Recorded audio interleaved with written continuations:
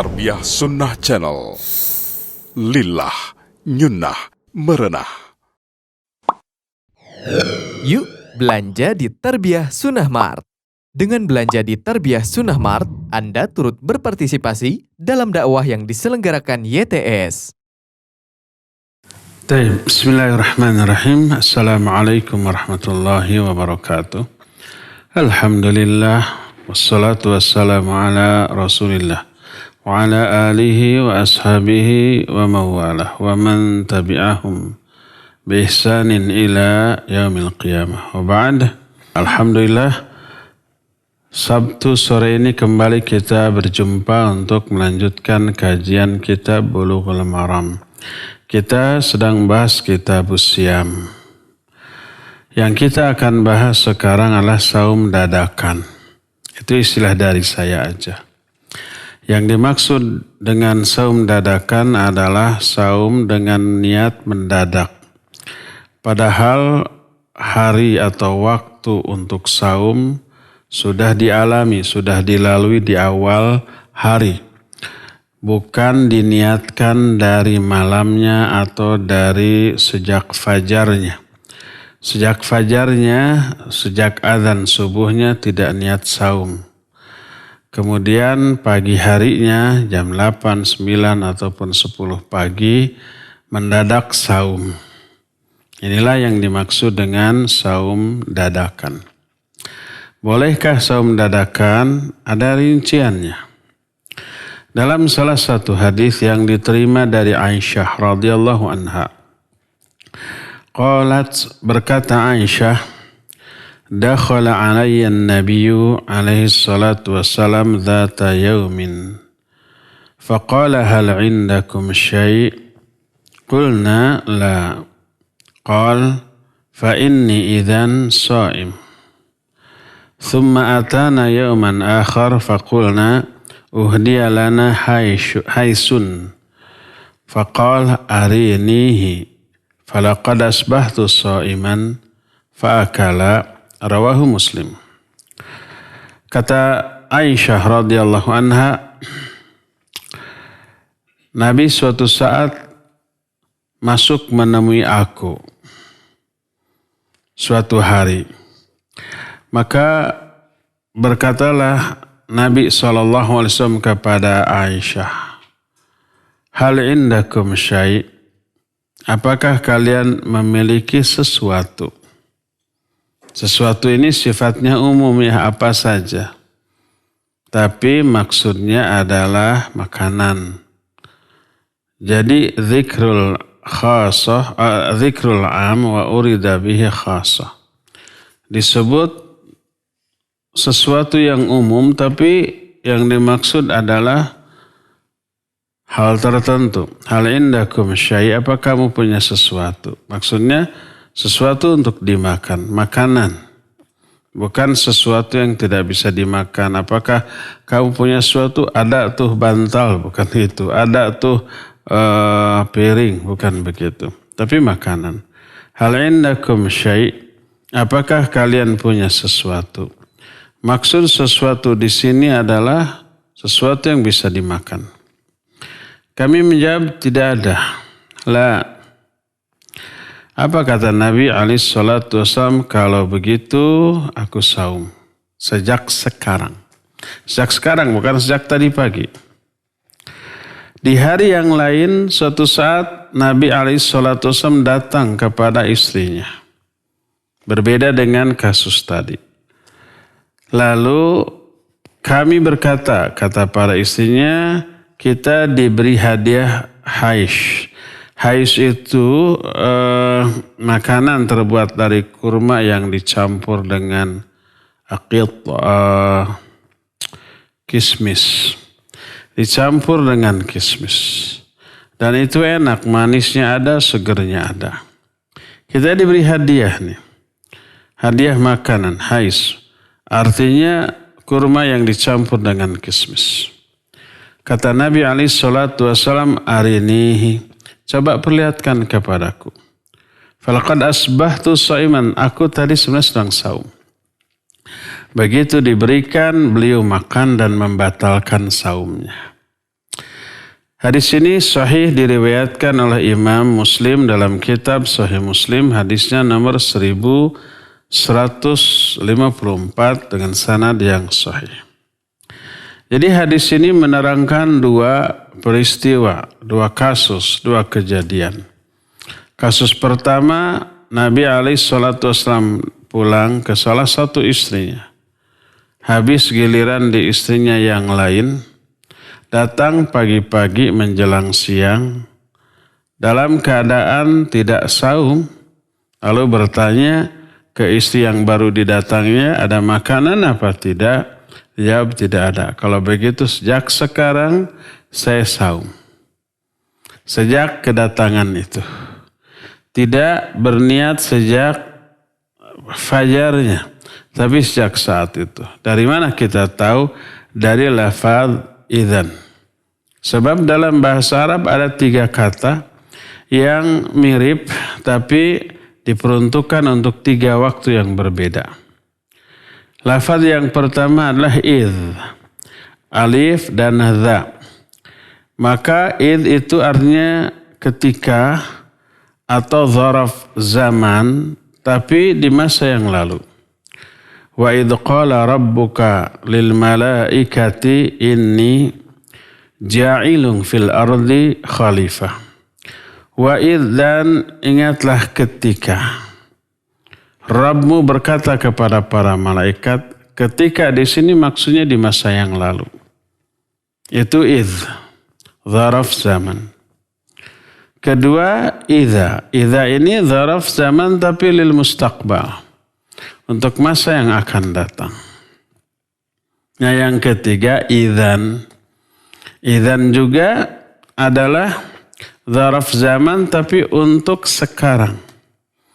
Umpamanya, apakah Anda lapar? Dijawab ya. Idzan saujahiz lakum ta'aman umpamanya. Kalau begitu saya akan hidangkan bagi kamu makanan. Akan saya siapkan. Ya. Nah, ini termasuk dalam hadis ini ketika Nabi bertanya ada makanan untuk saya makan. Dijawab tidak ada. Idzan fa inni shaim. Kalau begitu sejak sekarang. Sejak sekarang nih. Bukan sejak tadi. Bukan sejak fajar. Tadinya tidak saum. Tapi sejak sekarang saya akan saum. Ini kasus pertama Nabi SAW tidak niat saum di awal hari di saat fajar.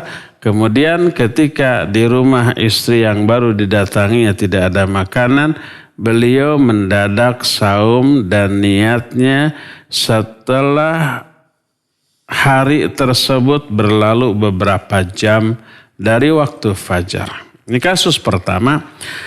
Kasus kedua, Nabi SAW berniat saum sejak fajarnya. Ya, tidak diceritakan apakah sahur, apakah tidak. Pokoknya saum.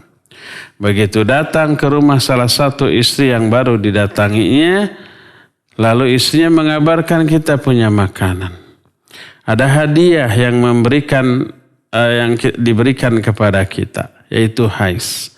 Hais itu kurma dicampur dengan kismis.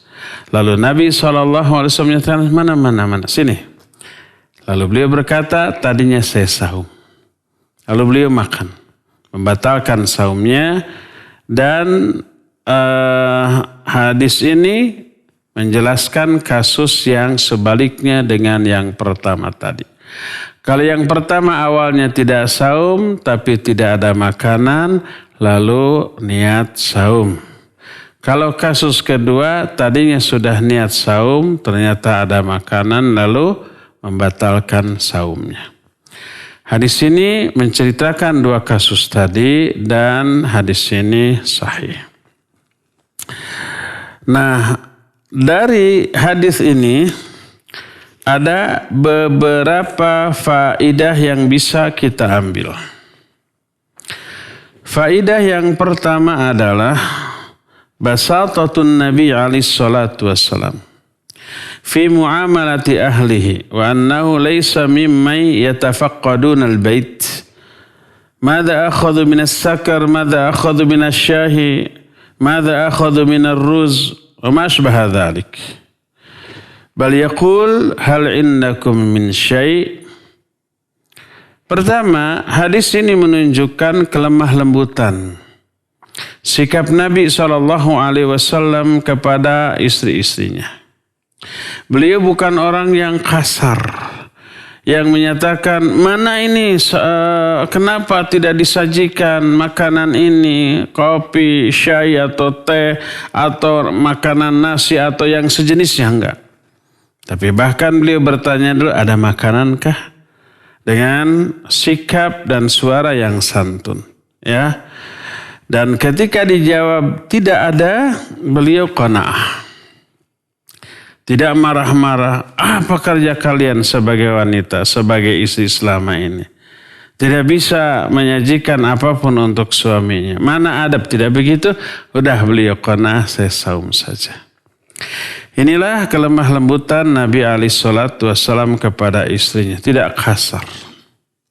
Kedua, annahu yajuzu ayyukhatiba ar-rajul asy-syarif al-karim bi kalimatillah liqauliha fala wa hiya zawjatuhu wa huwa zawjuha wa asyraful khalqi indallah wa ma dzalik tukhatibuhu bi kalimatillah.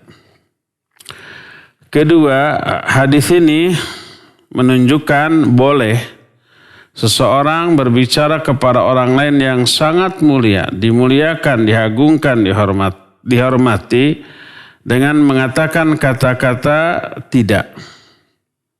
Seperti ini istrinya berbicara kepada suaminya. Bukan sekedar suami, beliau manusia yang paling mulia di sisi Allah dan di sisi manusia mukmin. Sekalipun demikian istrinya menyatakan tidak. Dan ini juga dilakukan kepada Nabi oleh para sahabat. Mengatakan tidak. Menolak permintaan beliau alaihissalatu wassalam. Seperti pernah ketika suatu saat Jabir memiliki sesuatu barang yang disukai oleh Nabi alaihissalatu wassalam. Lalu kata Nabi alaihissalatu wassalam, bi'nihi, coba jual barang ini kepadaku. Apa kata Jabir? La, tidak. Dan beliau tidak marah. Nabi SAW tidak tersinggung. Beliau tidak marah karena ditolaknya ungkapan tersebut. Berdasarkan hal itu tidaklah tabu, tidak dianggap tidak sopan orang yang mengatakan perkataan tidak sekalipun dalam rangka menolak ataupun menjawab ataupun memang menunjukkan realita yang sebenarnya. Seperti Nabi menyatakan, adakah makanan? Para istrinya menyatakan tidak ada. Tidak menyatakan, oh ada siap. Lalu dia berusaha dulu, padahal tidak ada. Enggak, langsung menyatakan tidak ada. Hai Jabir, coba jual barang ini kepadaku. Kata Jabir, enggak. Padahal itu Nabi yang minta. Tidak ada teguran dari Allah. Allah tidak menurunkan ayat tentang hal itu. Nabi SAW juga tidak menghardik, menyalahkan, menyudutkan Jabir karena menolak permintaannya. Walhasil mengatakan perkataan tidak, baik dalam rangka menolak ataupun dalam rangka menunjukkan bahwa kita tidak mampu berbuat apapun yang diminta oleh orang yang kita muliakan, maka itu tidak mengapa. Dibolehkan, dan itu tidak termasuk su'ul adab. Su'ul adab itu buruk adab atau kasarnya kurang ajar, lancang, tidak. Dibolehkan, ya. Inilah faedah yang kedua. Ketiga, dan ini yang menjadi inti, pokok dari pembahasan kita. Wa fihi dalilun ala jawazi insya'in niyati siyamin nafal minan nahar. Yukhadu min qawlihi fa inni idhan sha'imun. Ketiga, di dalam hadis ini terkandung dalil tentang bolehnya meniatkan saum secara dadakan untuk saum sunnah di siang hari. Berdasarkan ucapan Nabi SAW, fa inni idzan shaimun. Kalau begitu saya akan saum sejak detik ini. Idzan itu menunjukkan sejak detik ini, sejak sekarang sampai seterusnya. Tadinya tidak saum. Tidak mengatakan tadi saya saum, sekarang saya akan lanjut karena tidak ada makanan. Enggak. Tadinya tidak saum. Sejak sekarang setelah tahu tidak ada makanan dan beliau akan tetap tinggal di rumah istrinya tersebut sampai maghrib, sampai besoknya, maka beliau mendadak meniatkan saum. Ya. Tapi ini apakah berlaku untuk seluruh jenis saum? Ada 3 jenis saum. Pertama, saum fardu. Saum fardu itu ada 3. Pertama jelas saum Ramadan. Kedua adalah saum qadha di luar Ramadan. Dan itu hukumnya juga wajib. Ketiga, saum nazar. Ini juga wajib. Dan ada 1 tambahan, yaitu saum kifarat. Kifarat sumpah umpamanya atau kifarat melakukan zihar kepada istri, terus tidak mampu membebaskan budak karena sekarang tidak ada perbudakan, maka saum 2 bulan berturut-turut. Dan itu hukumnya wajib. Ada 4 jenis saum yang wajib: saum Ramadan, saum qadha, saum nazar, dan saum kifarat. Nah, itu jenis saum yang pertama, saum yang fardu. Adapun untuk saum yang fardu tidak boleh diniatkan di tengah-tengah hari, di pagi hari. Itu harus diniatkannya sejak sebelum fajar. Berdasarkan sabda Nabi SAW yang mungkin di pertemuan yang akan datang kita akan bahas. Nabi SAW menyatakan, man lam yubaiti siyam qabla al-fajr fala siyama lahu. Siapa orang yang tidak meniatkan saum di malam harinya sebelum fajar, maka tidak ada saum baginya, alias tidak sah. Ini maksudnya khusus untuk saum yang hukumnya wajib. Yang fardu, dan ada 4 jenis saum. Pertama Ramadan, kedua qadha, yang ketiga nazar, yang keempat kifarat. Inilah jenis yang pertama. Tidak boleh diniatkan di pagi hari, tapi harus sejak sebelum fajar. Jadi saum yang kedua, saum sunnah muayyan. Saum sunnah muayyan itu adalah saum sunnah yang sudah ditetapkan. Seperti apa? Seperti Senin Kamis, seperti saum Ayyamul Bid, atau saum Daud, atau saum Arafah di tanggal 9 Dzulhijjah, atau saum Asyura di tanggal berapa? 10 dari bulan Muharram, atau saum Tasu'a di tanggal 9-nya dan seterusnya. Itu saum sunnah muayyan. Ketiga, saum sunnah mutlaq. Saum sunnah mutlaq itu bukan yang muayyan. Bisa dilakukan kapan saja, hari apa saja, selain hari-hari yang ditentukan untuk melakukan sunnah, tapi tidak di hari yang terlarang. Contohnya kapan? Pokoknya bukan Senin Kamis, bukan Arafah, bukan Asyura, bukan Tasu'a, bukan 3 hari di pertengahan bulan. Seperti hari Selasa, Rabu, kemudian Jumat, Sabtu, Ahad. Tapi itu bukan Asyura, bukan Arafah, bukan 3 hari di pertengahan bulan gitu. Di hari-hari selain itu. Selama tidak dalam hari yang terlarang. Terlarang itu Idul Fitri, Idul Adha. Terlarang itu hari-hari tasyrik. Terlarang itu infirad di hari Jumat. Jumat aja saum. Tapi bukan Ayyamul Bid. Juga tidak jatuh pas saum Asyura, saum Arafah, saum Daud yang seperti itu. Infirad aja menyendiri. Saumnya saum mutlak. Maka itu tidak boleh. Termasuk sebagian ulama melarang saum mutlak sunnah di hari Sabtu. Berdasarkan hadis sahih riwayat Imam Abu Daud, la tasumu yaumus sabt illa fi mafturida alaikum. Jangan kalian saum di hari Sabtu kecuali saum yang difardukan. Boleh. Seperti qadha di hari Sabtu boleh, nazar di hari Sabtu boleh, kifarat di hari Sabtu juga dibolehkan. Adapun yang bukan itu maka jangan.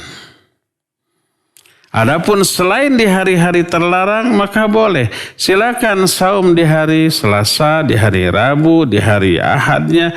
Itu disebut saum sunnah mutlak. Nah, kalau tadi saum fardu atau saum wajib tidak boleh meniatkan di tengah-tengah saum. Pagi harinya baru saum tidak boleh. Harus diniatkan sebelum fajar. Adapun saum sunnah yang muayyan itu Senin Kamis. Muayyan itu Daud. Muayyan itu Ayyamul Bid. Muayyan itu umpamanya saum Arafah, saum Asyura.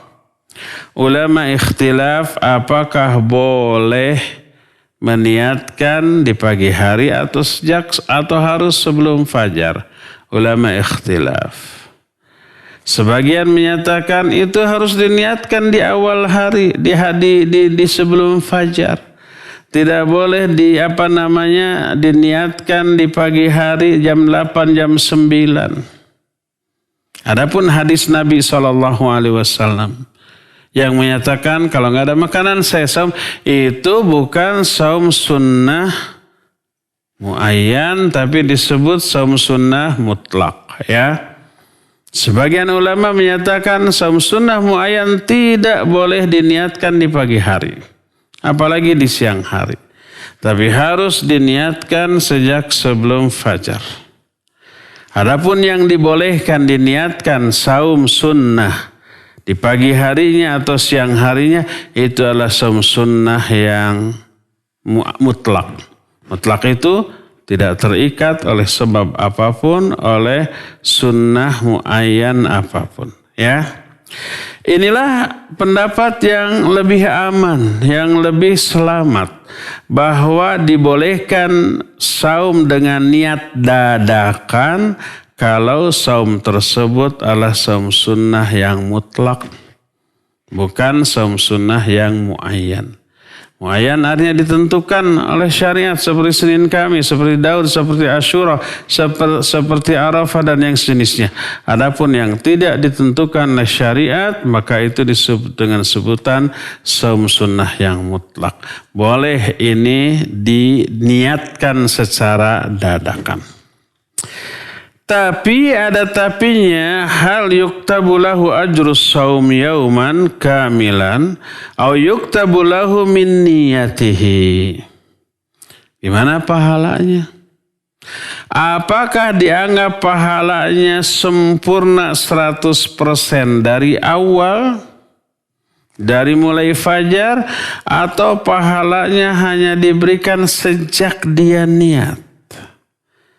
Ada dua pendapat di kalangan para ulama tentang hal ini.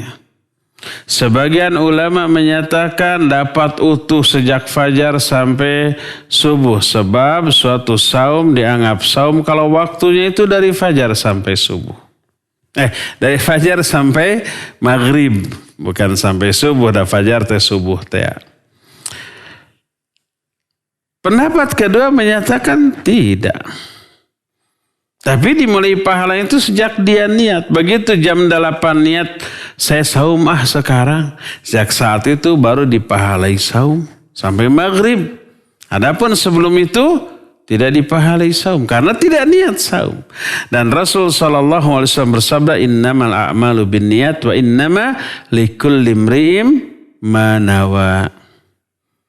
Amal itu tergantung dari niatnya dan setiap orang hanya memperoleh pahala sesuai dengan niatnya. Niatnya dari jam 8, ya sudah dari sana sampai maghrib dapat pahala. Sebelum jam 8 maka tidak niat. Tapi secara syar'i itu sah, saum utuh. Adapun pahalanya berbeda dengan orang yang niatnya sejak fajar. Ya, ini pendapat kedua dan pendapat kedua inilah yang terkuat. Pahalanya beda dengan orang yang niat di awal. Tapi sah sebagai saum. Hal ketiga, apakah untuk niat saum dadakan ini disyaratkan tidak makan dan minum apapun sejak fajar? Sebagian ulama menyatakan tidak disyaratkan, tapi sejak saat itu saja. Tapi ini syadz dan lemah. Sebab ta'rif atau definisi saum secara syar'i adalah al-imsak anil muftirat. Menahan diri dari semua perkara yang dibatalkan min tulu'il fajar ila ghurubis syams, sejak mulai terbitnya fajar sampai terbenamnya matahari. Baru itu dikatakan saum. Orang tadi dibolehkan niat saum dadakan di pagi hari kalau sejak fajarnya belum ada sesuatu pun yang dia lakukan yang membatalkan saumnya. Belum makan, belum minum, belum berhubungan suami istri. Sampai ketika di waktu tertentu baru dia niat saum. Adapun kalau sudah melakukan hal yang membatalkan, baik makan, minum, atau melakukan hubungan suami istri sebelumnya, lalu sejak saat itu dia niat untuk melakukan saum sunnah mutlak, maka tidak boleh. Oleh karena itulah maka ada 3 hal yang harus diperhatikan ketika meniatkan secara mendadak untuk saum sunnah. Pertama, saum sunnah yang boleh diniatkan secara mendadak adalah saum sunnah mutlak. Ini yang pertama. Yang kedua, disyaratkan belum makan, minum apa-apa atau melakukan hubungan suami istri sejak fajar di hari itu. Dan yang ketiganya, pahalanya berbeda dengan orang yang niat sejak sebelum fajar. Berdasarkan hadis yang umum tadi yang menyatakan innamal a'malu binniyat wa innama likulli imri'in ma nawa. Ya. Inilah faedah yang ketiga. Faedah yang keempat. Masyru'iyatu qabulil hadiyah walau kanat ta'aman. Keempat. Hadis ini menerangkan disyariatkannya menerima hadiah sekalipun hadiah itu berupa makanan. Menerima hadiah termasuk di antara akhlak yang baik. Kenapa? Karena menyenangkan orang yang memberinya. Menolaknya adalah menyinggung, menimbulkan perasaan tidak nyaman bagi orang yang memberikan hadiah itu. Umpamanya ini saya kasih hadiah, nggak perlu saya, yang gini mah tuh banyak, saya bisa beli dengan pabriknya. Nggak boleh begitu. Terima hadiah ini, menunjukkan rasa senang, rasa suka. Alhamdulillah, saya sudah lama menginginkan hal ini nih, gitu ya. Walaupun tiap hari dapat, tiap hari punya. Tapi tunjukkan kegembiraan. Sehingga yang ngasihnya senang banget. Alhamdulillah. Senang banget hadiah saya diterima. Seperti itu. Jadi disyariatkan menerima hadiah. Pertama karena saling memberi hadiah itu diperintahkan oleh Nabi SAW. Beliau menyatakan tahadu tahabu. Saling ngasih hadiahlah kalian, maka kalian akan saling mencintai. Dan Nabi SAW tidak sekedar memerintahkan tapi mempraktekkan. Termasuk dengan orang kafir, dengan orang Yahudi yang menjadi tetangganya saling hadiah menghadiahi. Boleh. Jadi disyariatkan menerima hadiah. Sekalipun hadiah itu berupa makanan, iya. Berdasarkan sabda Nabi SAW, berdasarkan perkataan Aisyah dalam hadis ini, uhdiyalana haisun. Kita sudah diberi hadiah berupa hais, berupa makanan, ya, dan diterima oleh para istri Nabi. Dan Nabi SAW menerimanya dan memakannya. Dan ini menunjukkan menerima hadiah adalah sesuatu yang disyariatkan.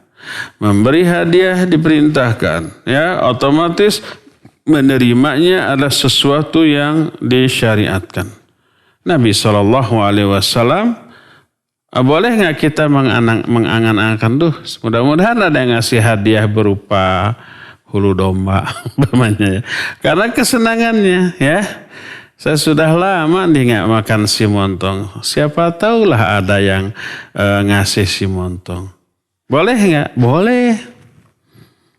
Nabi SAW menyatakan dalam sebuah hadis yang sahih riwayat Imam Bukhari dalam kitab sahihnya diterima dari Abu Hurairah radhiyallahu an, beliau nyatakan, "Lau uhdiya ilayya dhira' au qura laqabiltu." Seandainya aku diberi hadiah berupa cokor ataupun iga, pasti akan aku terima. Itu kesenangan beliau. Beliau sangat suka, sangat senang sekali makan kaki atau tulang iga dari kambing. Bukan tulang iga sendiri. Tulang iga kambing itu digorogotan begitu, sangat suka, ya. Tentu saja dimasak dulu, bukan mentahnya.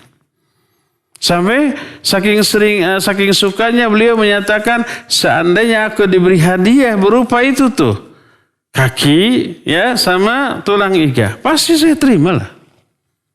Sama dengan umpamanya ACP menyatakan, seandainya ada ikhwan akhwat yang mau ngasih saya simontong, saya akan terima. Tidak akan saya tolak, dengan senang hati, dengan gembira, ya. Boleh CP begitu. Nabi SAW pun menyatakan demikian dalam hadis yang sahih riwayat Imam Bukhari.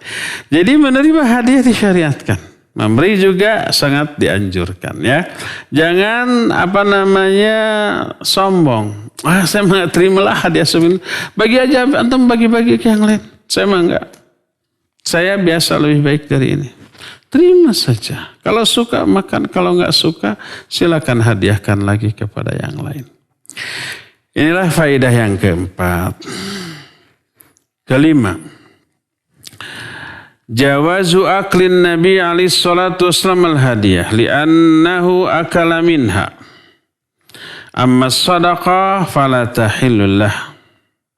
Wa yadullu ala anna sadaqah la tahillu lahu annahu lamma dakhala dhata yawmin wajada al-burmah 'ala an-nar wa fiha al-lahm.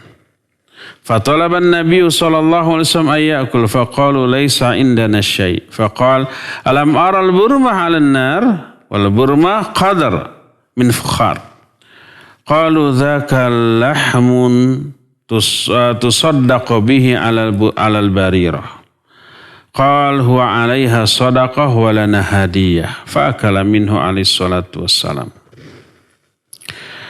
Hadis ini pun menjadi dalil bahwa Nabi SAW boleh makan hadiah.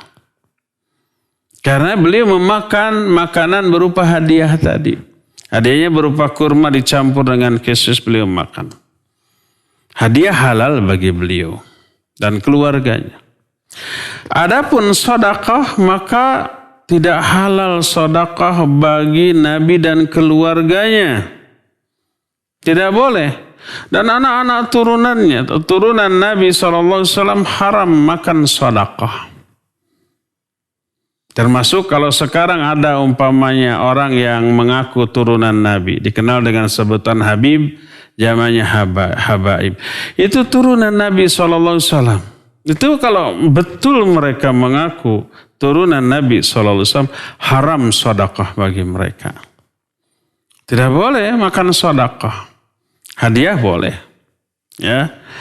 Maka yang menjadi dalil bahwa sedekah itu tidak halal bagi beliau dan keluarganya, Salah satunya, ini salah satu dalil tersebut adalah suatu saat Nabi SAW masuk ke rumah salah satu istrinya. Beliau di atas tungku perapian melihat ada semacam panci, semacam wadah. Dan di panci itu ada apa? Ada daging. Itu kesenangan beliau. Lalu beliau meminta daging itu untuk beliau makan. Kata para istri apa? Laisa indana syai', kita tidak punya makanan apa-apa. Kata Nabi alaihi salatu wasallam, alam aral burmah ala nar, tapi kok saya lihat itu ada panci itu. Ada wadah di atas tungku perapian. Dan di sana ada daging. Apa kata istrinya? Itu adalah daging yang disodakohkan oleh orang kepada Burairah. Burairah itu salah satu di antara di antara hamba sahayanya, maulanya. Jadi itu sodakoh. Tapi sodakohnya bukan untuk Nabi dan keluarganya, tapi untuk salah satu di antara maulanya, hamba sahayanya. Apa kata Nabi SAW? Huwa alaiha sadaqah walana hadiyah.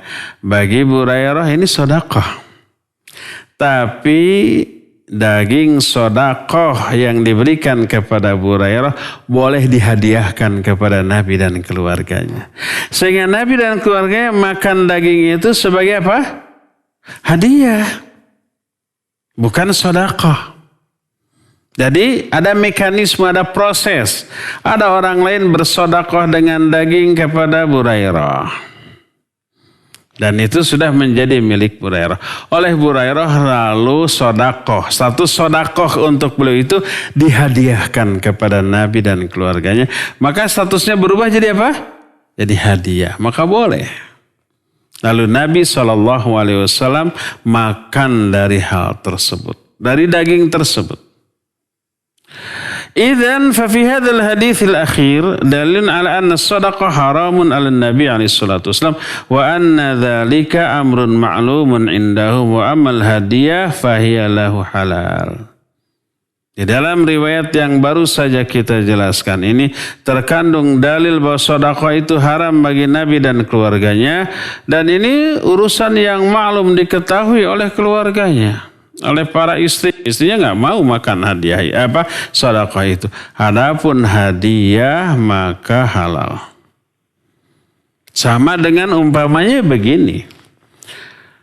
Ada pegawai bank murni gajinya dari bank. Halal apa haram? Haram.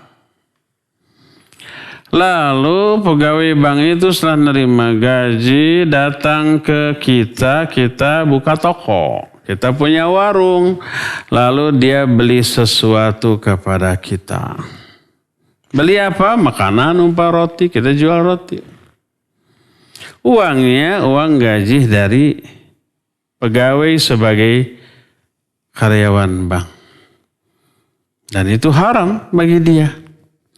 Tapi ketika dia memberikan uangnya itu kepada kita melalui proses yang halal, yaitu apa?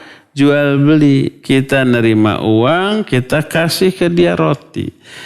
Proses sampainya uang dari dia kepada kita melalui proses yang halal. Apa prosesnya? Jual beli. Halal bagi kita. Kita tidak dianggap makan riba. Karena apa? Karena proses yang sampai kepada kita jual beli. Itu keuntungan dari jual beli. Halal bagi kita, rotinya haram bagi dia. Karena dia dapat roti itu dari uang dari hasil sebagai karyawan bank konvensional yang menerapkan jual beli sistem riba, ya haram bagi dia. Halal bagi kita karena proses. Sama dengan yang tadi, ya. Daging tadi halal bagi Burairah karena itu sedekah, dan Burairah bukan keluarga Nabi. Sedekah halal bagi kita semua. Bagi Nabi dan istrinya haram. Setelah itu menjadi milik Burairah oleh Burairah, dihadiahkan kepada Nabi dan istrinya. Dan Nabi memakannya.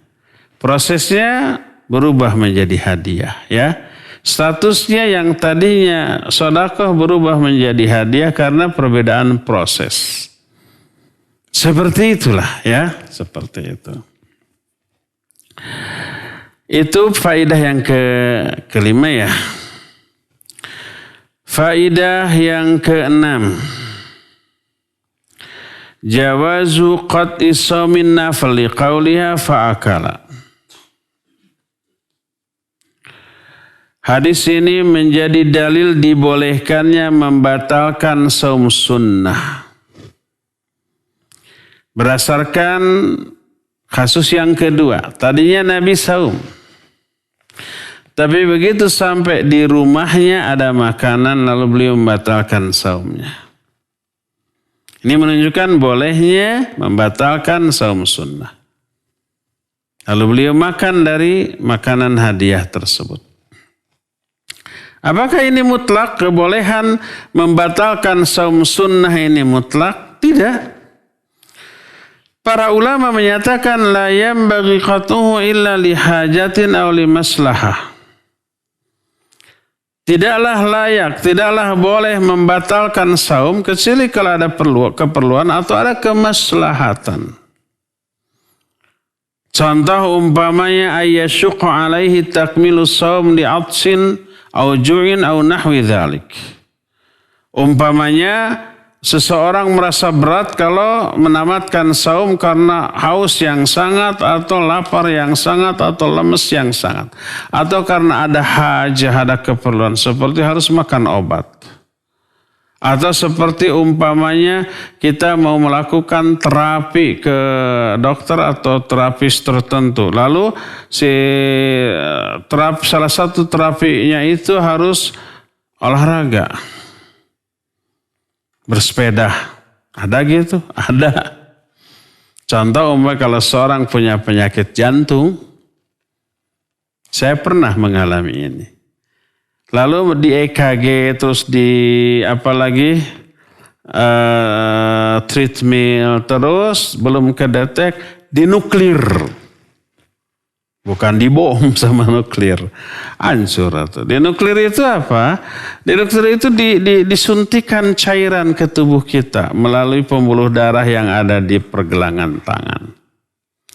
Disuntikan, setelah disuntikan itu kita harus mengayuh sepeda dalam waktu tertentu dan tidak boleh berhenti gitu terus. Setelah sampai si kaki juga udah lemes nggak mampu lagi dibantu didorong oleh petugas yang sedang menangani kita.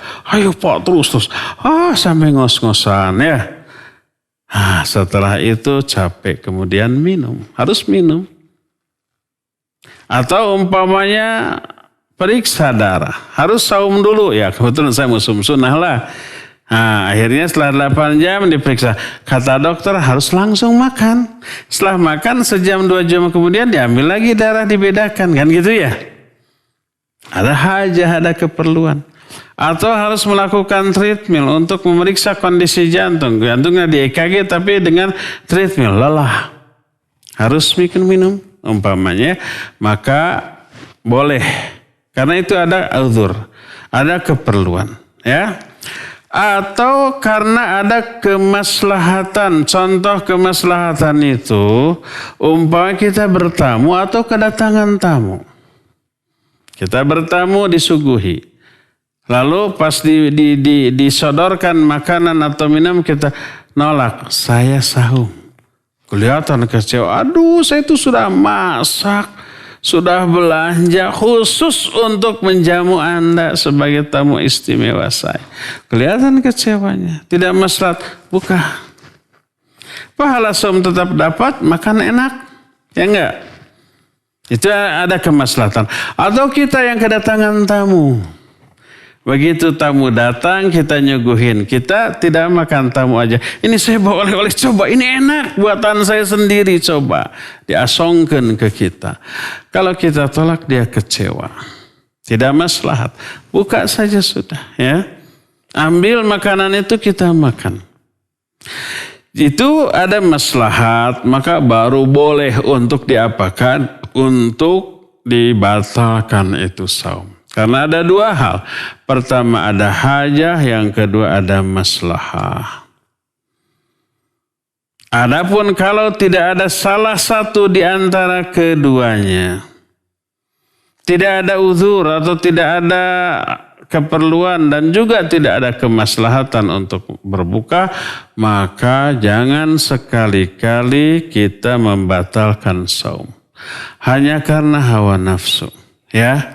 Oleh karena itulah maka dibolehkan membatalkan saum bila ada dua hal. Ada uzur atau ada hajah, kedua ada maslahah. Inilah penjelasan tentang saum dadakan ini dan kita akhiri penjelasan kita sampai di sini dan kita masih punya sisa waktu untuk bertanya jawab. Wa sallallahu ala nabiyina Muhammadin wa ala alihi wa wasallam. Mangga Acepi. Baik, syukran Ustaz atas pemaparan materi yang disampaikan di pembahasan saum dadakan bab saum di sore hari ini. Dan kami mengundang kepada para pendengar dan pemirsa dimanapun antum berada. Silakan bagi antum yang akan bertanya langsung kepada Al-Ustaz bisa melalui line telepon langsung di nomor 0228686267 atau bisa melalui pesan singkat ke nomor 0811-227-1476. Baik, sudah ada penelpon yang masuk. Silakan. Assalamualaikum. Waalaikumsalam. Dengan Ibu siapa di mana? Bu Yati Melonggerin. Bu Hendrik di Melonggerin, Ustaz. Ya, Ibu Yati di mana? Oh, di Melonggerin. Ya, silakan Ibu Yati. Silakan. Ini Ustaz. Kalau Ibu punten dikecilin dulu radionya, ngagendrung. ya, kalau saum wajib itu Ustaz, takut lupa terus sebelum Ramadan teh udah niat sebulan gitu Ustaz, takut lupa gitu. Gimana gitu Ustaz? Begitu aja. Syukran jazakumullahu khairan. Assalamualaikum warahmatullahi wabarakatuh. Wa jazakillahu khairan. Waalaikumsalam warahmatullahi wabarakatuh. Ya, Ibu Yanti di Melonggerin. Barakallahu fiik. Boleh nggak niat saum sebulan? Bahkan sejak sebelum Ramadan tiba, dari mulai Sya'ban umpamanya. Sudah niat nanti saya mau full saum. Boleh apa tidak? Tidak boleh. Karena harus per hari. Nabi SAW menyatakan, Man lam yubaiti siyam minal layli au qabl fajar fala siyama lahu. Siapa orang yang tidak niat sejak fajarnya, sejak sebelum fajar, sejak malamnya, maka tidak ada saum baginya. Jadi sejak fajarnya, sebelum fajar, ya, di malam hari. Adapun yang dimaksud niat, nah ini yang kemudian muncul kontroversi. Haruskah dilafadzkan? Tidak ada melafadzkan niat untuk ibadah apapun. Karena Nabi SAW tidak melakukannya dan tidak mengajarkannya kepada kita. Niat itu amalan hati. Bukan amalan lisan. Kalau umpamanya malam jam 2 ibu bangun, jam 3 ibu bangun, kemudian menghangat-hangatkan makanan, minuman untuk sahur. Untuk apa ibu melakukan itu? Mau apa? Mau saum. Itu sudah niat. Kalau nggak ada niat mah tuh nggak akan bangun, ya nggak? Jadi ibu dipastikan sudah sudah niat. Begitu mau tidur juga ke suami, ke anak-anak. Jangan lupa pasang alarm ya. Kalau kebablasan gitu. Pasang alarm jam 3, jam 4 gitu. Itu mau ngapain? Mau saum besok, itu sudah niat. Jadi dipastikan Bapak Ibu semuanya ketika Ramadan itu setiap malam sebelum sahur atau bahkan ketika sebelum tidur sudah niat nggak besoknya mau saum? Ya pasti sudahlah ya. Jadi niat itu amalan hati dan tidak ada kaitan dengan lisan. Wallahu a'lam. Silakan. Baik, terima kasih. Syukran jazakallahu khairan atas jawabannya Ustaz. Kembali ke penanya berikutnya melalui line telepon. Silakan. Ya, sudah masuk? Halo, Assalamualaikum. Waalaikumsalam. Dengan Bapak siapa di mana? Dengan Imal di Cigadung, Ustaz. Ima silakan. Cigadung, silakan. Ya, Imal Cigadung. Bismillah. Ustaz, apa mau bertanya? Ada pendapat yang kalau nggak salah saya pernah dengar itu puasa Daud itu amalan puasa yang paling sedikit, betul. Jadi kalau sudah puasa Daud tidak perlu lagi puasa kayak ayam mulbi, kemudian Senin Kamis begitu. Apakah benar begitu? Terima kasih saja. Assalamualaikum warahmatullahi wabarakatuh. Waalaikumsalam warahmatullahi. Iya, barakallahu fiik.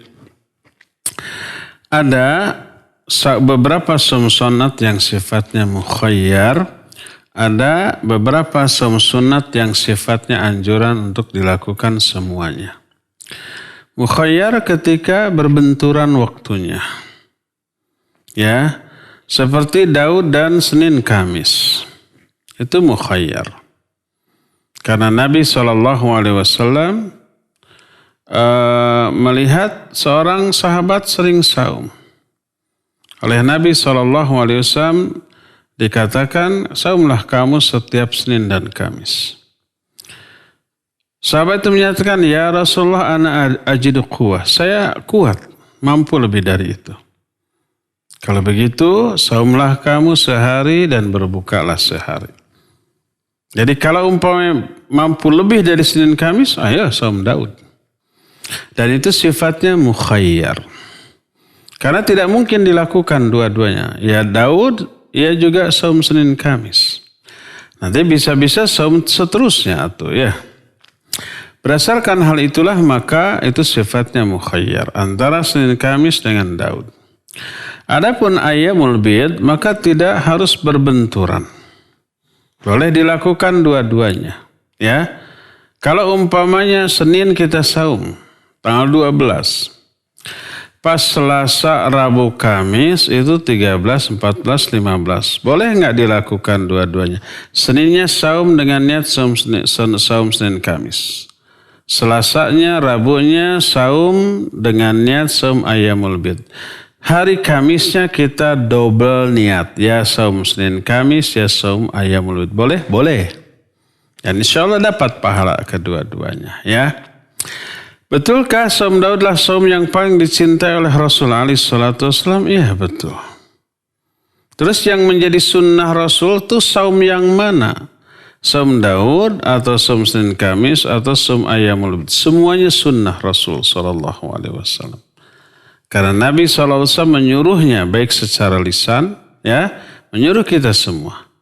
Dan mengiming-imingi dan beliau mempraktekannya. Ya, bahkan tadi sudah dikatakan beliau pun melakukan saum sunnah mutlak.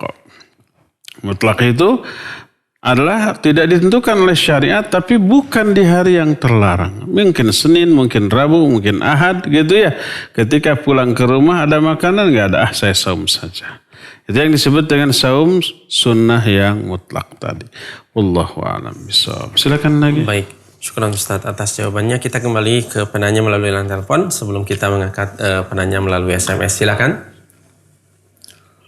Assalamualaikum. Waalaikumsalam warahmatullahi wabarakatuh. Dengan Bapak siapa di mana? Dengan Badri di Margasi, Ustaz. Kang Dadai?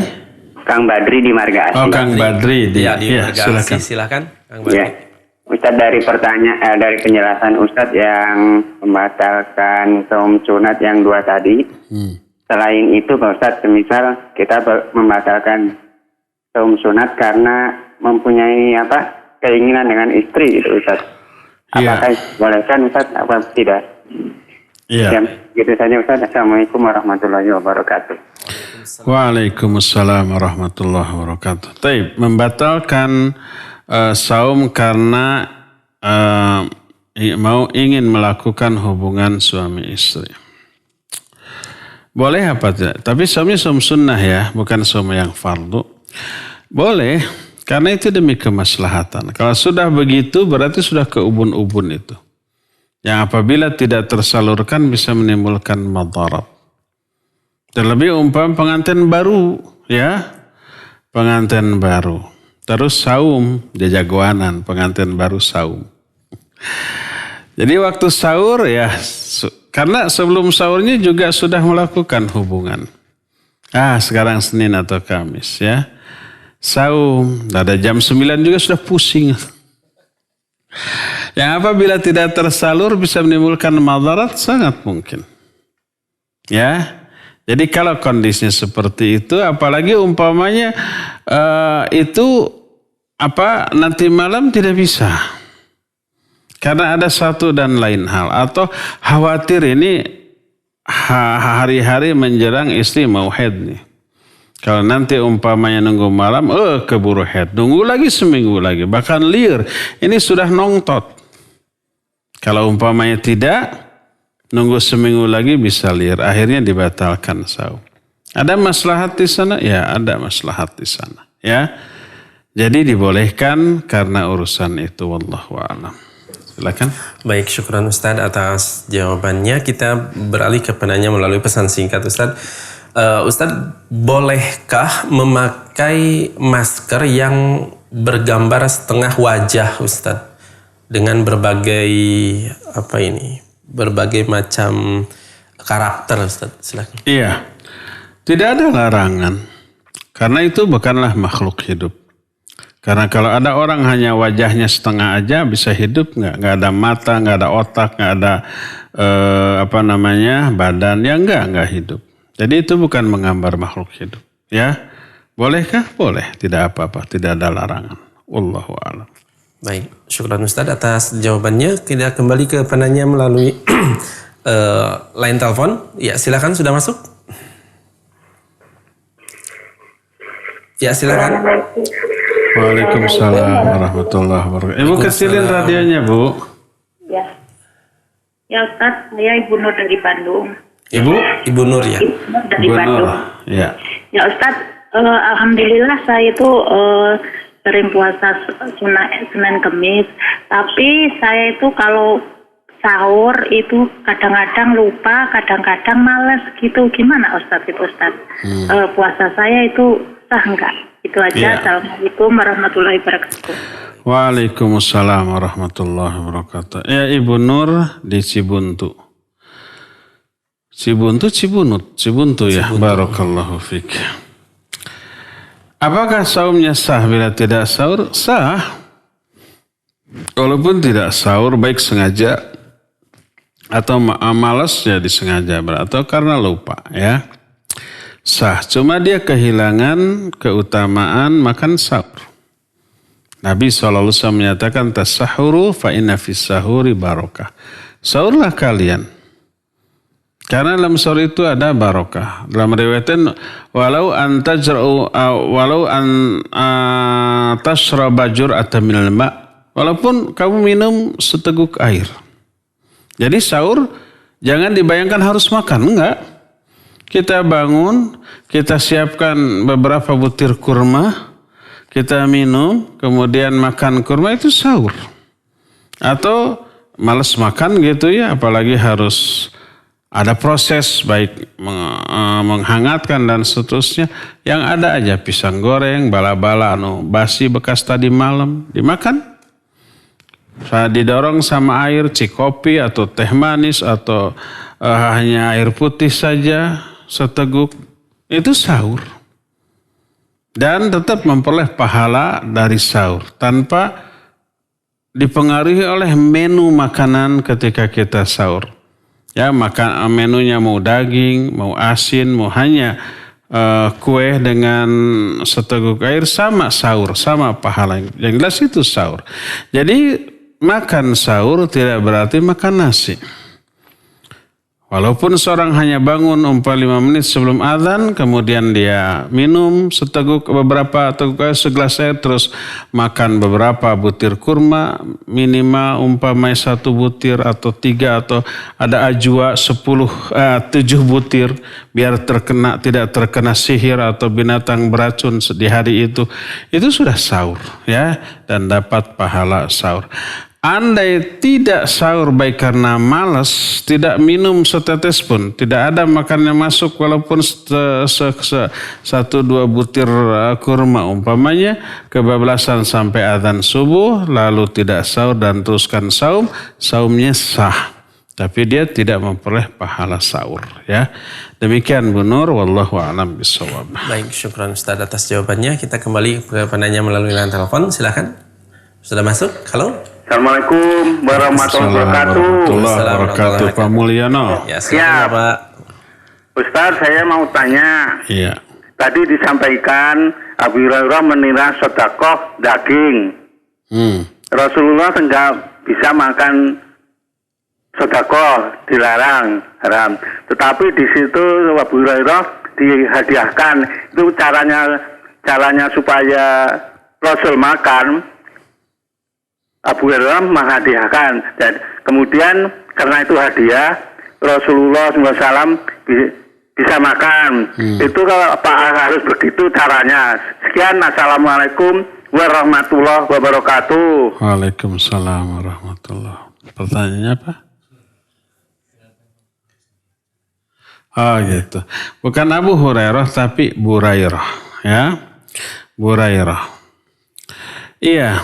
Jadi sedekah haram bagi Nabi dan keluarganya. Ada orang lain ngasih sedekah, tapi bukan kepada Nabi dan istrinya, kepada Burairah yang menjadi maula Nabi alaihissalam. Halal nggak bagi Burairah? Halal. Itu sudah menjadi milik Burairah. Setelah menjadi milik Burairah, oleh Burairah dihadiahkan kepada Nabi SAW dan istrinya. Sehingga status daging tersebut ketika sampai ke Nabi SAW, statusnya apa? Hadiah, bukan lagi sedekah. Maka halal itu. Itu mekanismenya seperti itu, ya. Kalau pertanyaan Pak Mulyono tadi, apakah harus begitu cara agar menjadi halal? Ya itu salah satu caranya. Ada cara lain, boleh. Umpamanya Bu Hurairah, ya Rasulullah saya punya daging. Tolong beli daging saya. Ya. Lalu oleh Nabi SAW dibeli. Jadi milik Nabi SAW dan status daging ketika sampai kepada Nabi apa? Hadiah bukan? Bukan. Sedekah bukan? Bukan. Tapi hasil jual beli. Nabi beli. Halal tidak? Halal. Cara lain bisa begitu, ya. Ada nggak cara lain selain jual beli dan juga hadiah? Bisa saja, ya. Umpamanya dengan kata orang Sunda ngalapurkeun. Ini daging milik saya buang. Simpan aja di katel sana. Dibuang. Sehingga daging itu menjadi tidak apa? Tidak bertuan. Boleh nggak dipungut oleh Nabi SAW kemudian dimakan? Boleh. Memungut barang ya yang sudah nyata-nyata dibuang oleh pemiliknya dibolehkan. Ya, suatu saat Nabi SAW di jalan menemukan sebutir kurma. Oleh beliau diambil. Lalu beliau menyatakan, seandainya aku tidak khawatir ini sedekah yang jatuh, niscaya akan aku makan. Tapi khawatir ini sedekah, maka tidak aku makan, diberikan ke sahabat, lalu sahabat memakannya. Jadi ini sudah tidak lagi bertuan, dibolehkan. Ya. Jadi ada banyak cara. Yang jelas mekanismenya, prosesnya, melalui proses yang halal, seperti hadiah menghadiahi, jual beli, atau membuang kemudian dipungut oleh orang lain karena mengetahui itu sudah tidak ada pemiliknya. Ya. Dan salah satu dalil yang menjadikan barang buangan itu sudah halal bagi siapapun yang menemukannya selain kurma tadi adalah Nabi SAW suka memungut, suka mengambil uang atau makanan yang disajikan orang-orang musyrik kepada berhala-berhala mereka. Orang musyrik itu ketika sudah menyajikan ke berhala itu sudah dianggap bukan miliknya lagi. Sudah diberikan. Dan tak bertuan oleh Nabi SAW diambil. Ya, ada makanan atau uang yang dibagikan kepada para sahabat untuk membayarkan hutang kepada orang-orang kafir.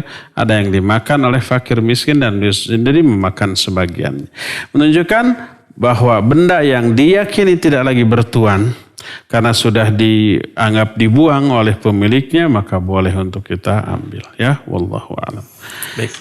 Silakan Ustaz, lagi. atas jawabannya. Kita beralih ke penanya melalui pesan singkat, Ustaz. Ini sudah ada beberapa yang bertanya dengan maksud pertanyaan yang sama. Pernah Ustaz menyampaikan bahwa ada larangan saum di hari Sabtu, Ustaz. Bagaimana kalau memulai saum sunnah di hari Sabtu atau berhentinya atau saum terakhir selama 6 harinya di hari Sabtu? Apakah boleh, Ustaz? Atau ketemu dengan hari Sabtu atau apakah harus puasa sunnah Syawal? Taib. Barakallahu fiik. Boleh nggak saum sunnah muayyan di hari Sabtu? Sunnah muayyan itu sunnah yang sudah ditetapkan oleh syariat seperti Senin Kamis. Senin Kamis nggak mungkin Sabtu ya. Daud mungkin Sabtu, mungkin. Arafah mungkin Sabtu, mungkin. Asyura atau Tasua ya. Termasuk Ayyamul Bid mungkin Sabtu, ya mungkin. Termasuk Syawal ya, mungkin Sabtu, mungkin ya. Ya, itu disebut dengan sebutan sunnah muayyan. Jumhur ulama menyatakan boleh melakukan saum sunnah muayyan sekalipun di hari yang terlarang untuk saum. Di hari yang terlarang itu pertama umpamanya Jumat secara infirad, itu jelas terlarang. Tapi ada tapinya tuh. Pas suatu saat saum tersebut di hari Jumat.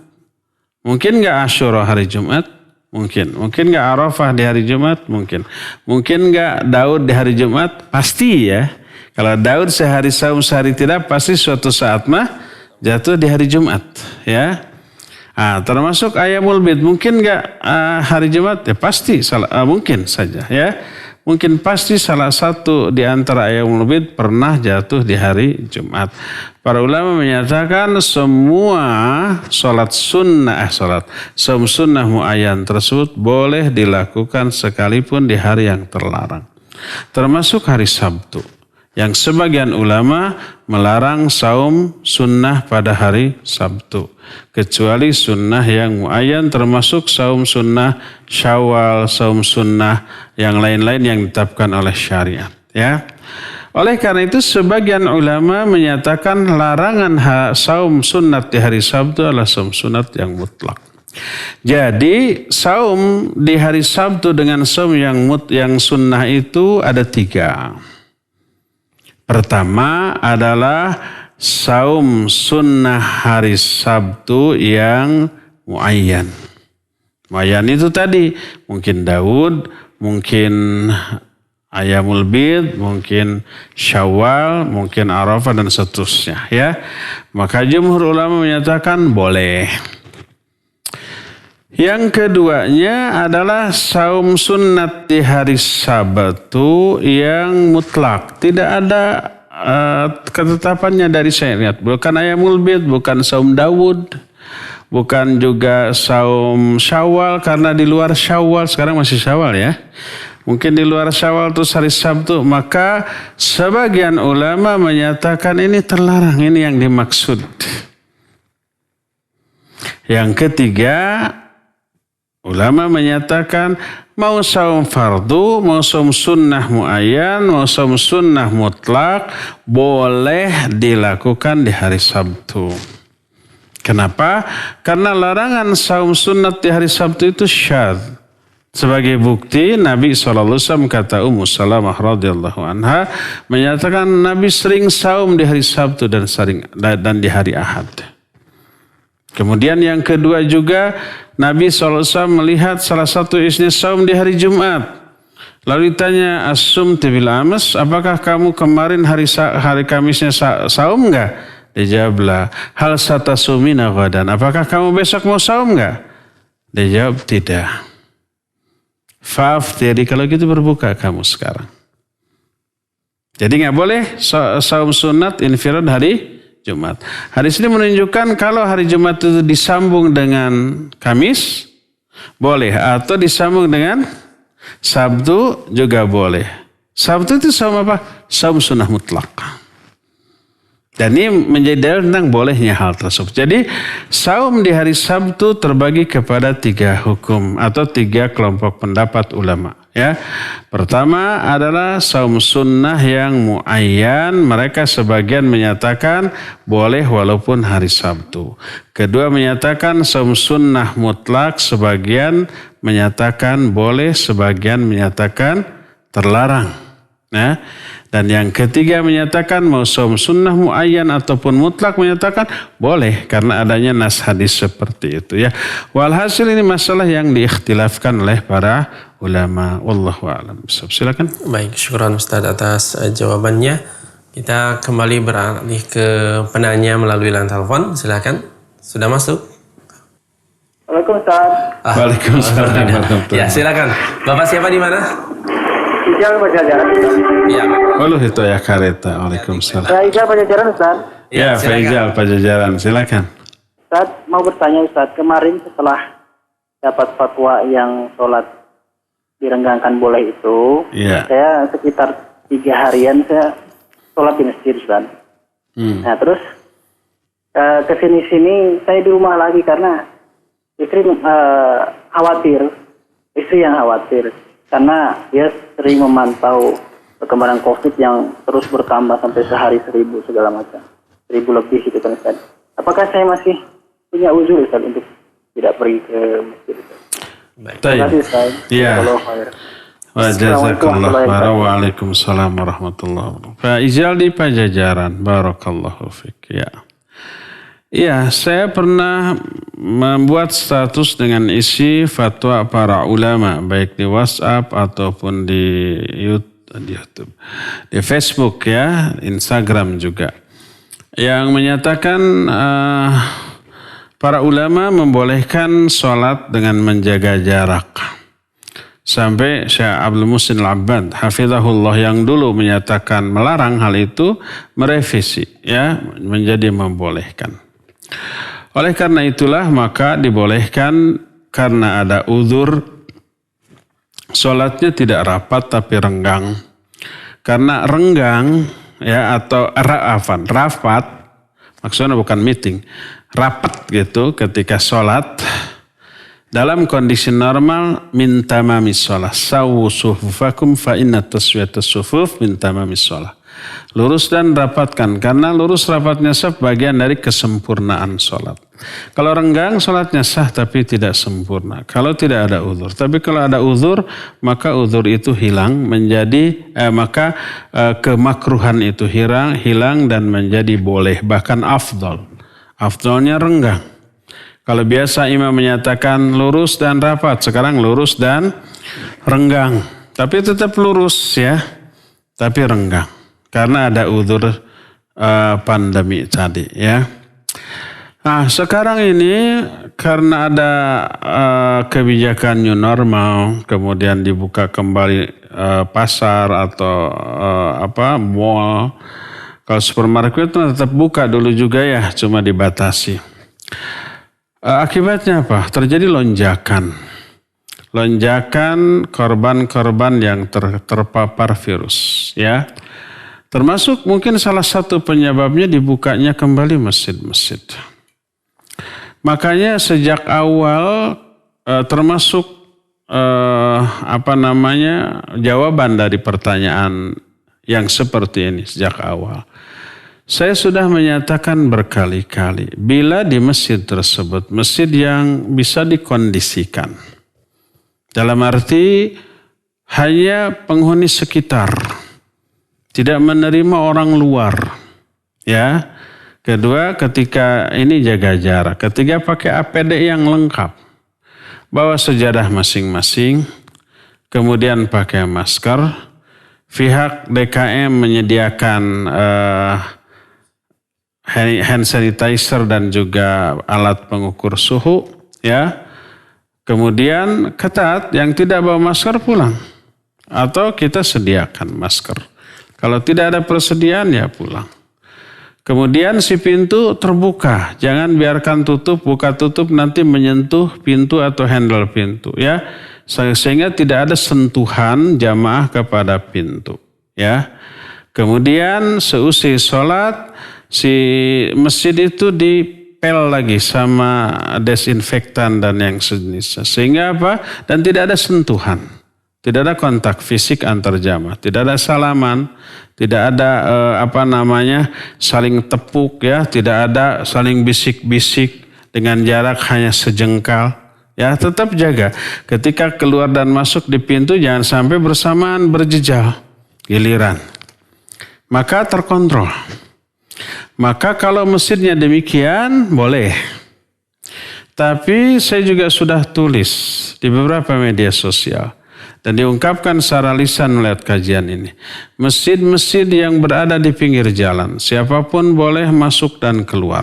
Ya, yang pakai angkot, yang pakai ojol, ya, yang tidak menjaga diri, tidak pakai masker, yang ngerokok dan seterusnya. Atau masjid yang ada di pemukiman umum, warganya liar. Maksudnya liar itu mereka setiap hari pergi pakai angkot ke pasar berdesak-desakan, tidak memakai masker dan seterusnya. Maka itu berisiko untuk membuka kembali masjid. Karena apa? Karena tidak bisa terkontrol. Apakah orang ini menjaga diri enggak ketika beraktivitas sehari-hari? Tidak bisa terkontrol. Ini yang menjadi hal yang potensial untuk penyebaran COVID. Maka saya anjurkan masjid-masjid yang di pinggir jalan atau di tengah-tengah pemukiman umum yang tidak bisa mengkondisikan jamaahnya sebaiknya tutup tetap. Ya, dan jamaahnya dianjurkan tetaplah sholat di rumah. Karena jamaahnya kita tidak tahu dari mana. Adapun kalau seperti di kita ya, di sini ada kompleks, ada gerbang gitu. Orang warga sendiri yang di luar kompleks ini tidak boleh, teori nama. Tidak boleh ya. Kalau umpama ada yang boleh, sekali udah azan sudah ada di masjid ya tidak bisa diusir. Tapi kali ini saja, besok lusa nggak boleh lagi ke sini. Apalagi bawa anak, bawa lansia, orang yang punya penyakit bawaan seperti jantung, diabetes atau itu yang lebih rentan terkena penyakit itu sebaiknya jangan. Walaupun masih muda, ya, walaupun masih kelihatan gagah tidak berarti sehat loh, ya, karena ada banyak penyakit yang tidak terlihat secara zahir seperti itu. Maka yang seperti itu harus diwaspadai. Ya. Jadi ikhwan dan akhwat yang masjidnya terlalu beresiko karena tidak bisa mengontrol orang-orang yang datang ke sana, sebaiknya tidak ke masjid. Tetaplah di rumah dan masih ada uzur. Ya, kecuali kalau ada di lingkungan tertentu, yayasan tertentu dengan lingkungan yang bisa dikontrol, ya, di pondok pesantren jelas ada gerbang hanya penghuni setempat, ya, sekali dua kali penghuninya keluar tapi menjaga diri dengan APD yang lengkap dengan menjaga jarak ketika di luar, ya, ketika pergi kemana-mana pakai kendaraan sendiri baik motor ataupun mobil, gitu ya. Itu lebih terkontrol. Adapun orang yang kesana kemari pakai angkot, pakai ojol, ke pasar berdesak-desakan, walaupun pakai masker kalau berdesak-desakan beresiko tuh ya, maka sebaiknya jangan. Bagi ikhwan yang masjidnya seperti itu, maka masih ada uzur untuk sholat di rumah. Tidak perlu ke masjid. Tapi bagi ikhwan yang ada di lingkungan yang bisa dikontrol secara ketat, maka uzur tersebut minimalnya menipis, maksimalnya hilang, tetaplah dia ke masjid. Ya cukup ya sampai di sini, waktunya sudah habis. Insyaallah kita akan lanjut lagi pembahasan waktu ini di hari Sabtu yang akan datang. Subhanakallahum bihamdik asyhadu an la ilaha illa anta astaghfiruka wa atubu ilaik. Walhamdulillahirabbil alamin. Wassalamualaikum warahmatullahi wabarakatuh.